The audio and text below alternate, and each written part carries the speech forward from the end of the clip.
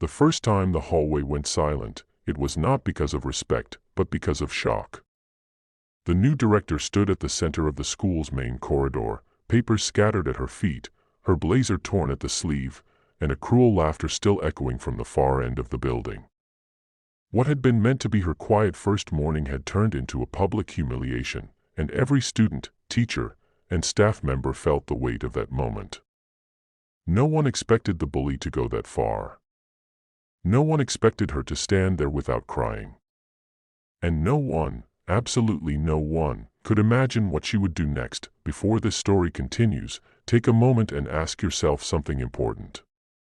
If you believe in kindness, second chances, and the power of doing the right thing even when it is hard, please like this video, share it with someone who needs hope, leave a comment, and subscribe to the channel. Your support helps stories like this reach hearts that need them most. She had arrived only a week earlier, the first black woman ever appointed as director of the school. Her reputation preceded her in whispers rather than applause. Some admired her resume, packed with years of turning failing schools into safe, thriving places. Others questioned her presence before she ever spoke a word, measuring her strength through the lens of their own prejudice. The school itself felt tired, with cracked walls, outdated trophies, and a culture shaped more by fear than learning. The bully who ruled the halls had learned early that power came from intimidation, and the administration before her had chosen silence over confrontation. When the new director walked in with steady posture and calm eyes, it threatened the invisible hierarchy that had gone unchallenged for years. The attack did not begin with fists but with cruelty sharpened by an audience. It unfolded in the open, where rumors had already been planted, where mocking posters appeared overnight, and where a calculated shove sent her belongings across the floor. Students froze, unsure whether to laugh, look away, or finally see what had been rotting beneath the surface of their school. Teachers hesitated, caught between habit and fear. The bully walked away believing the message had been delivered, that authority could still be crushed with enough confidence and cruelty. What they did not see was the director's face as she bent down to collect her papers, not angry, not broken, but focused in a way that felt unsettling. In the days that followed, many expected retaliation or resignation. Some waited for tears, others for an explosive punishment meant to reassert control. Instead, the director did something far more uncomfortable for everyone watching. She stayed visible. She walked every hallway. She sat in classrooms unannounced. She listened more than she spoke. She learned names, stories, patterns. She reviewed years of ignored reports, overlooked complaints, and disciplinary files that revealed a system trained to protect bullies and silence victims.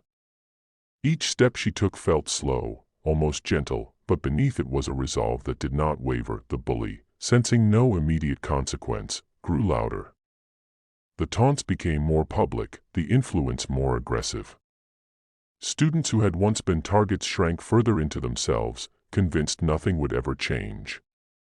Parents complained quietly, expecting the same empty reassurances they had always received. Teachers watched with cautious hope, unsure if this director would become another chapter in a long history of disappointment. The school held its breath, waiting for a moment that would define whether this woman was truly different or just another name on the door. That moment came during a school-wide assembly, announced without explanation. The gym filled with restless energy, students whispering theories, teachers scanning the exits. The director stood alone on the stage, not elevated by pride but grounded by purpose. Behind her, a screen lit up with timelines, statistics, and stories gathered from within those very walls. Without raising her voice, without pointing fingers, she laid bare the truth of the school's culture. She revealed how bullying had been enabled, how silence had been rewarded, and how many lives had been quietly damaged. Faces shifted from boredom to discomfort, from confidence to unease. Then came the part no one expected. Instead of exposing the bully by name, she exposed the system that created them. She announced new policies already approved, partnerships already signed, counselors already hired.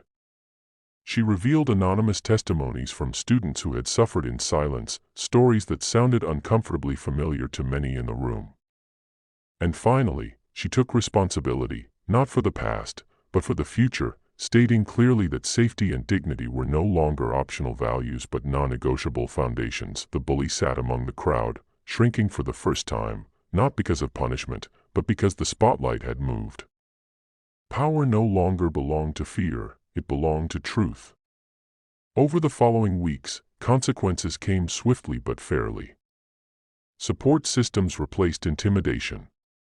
Restorative programs forced accountability instead of glorifying aggression.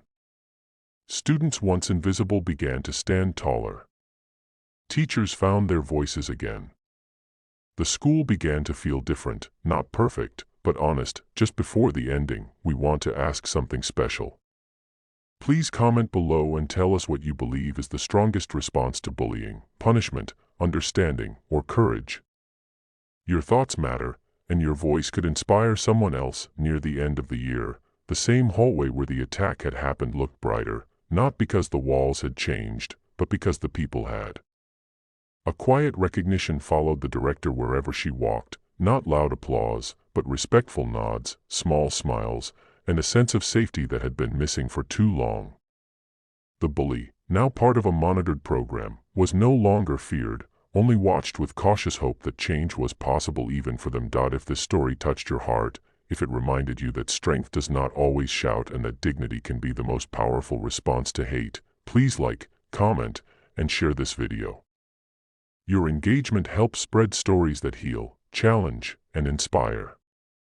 Sometimes, the bravest move is not fighting back, but standing firm until the world has no choice but to listen.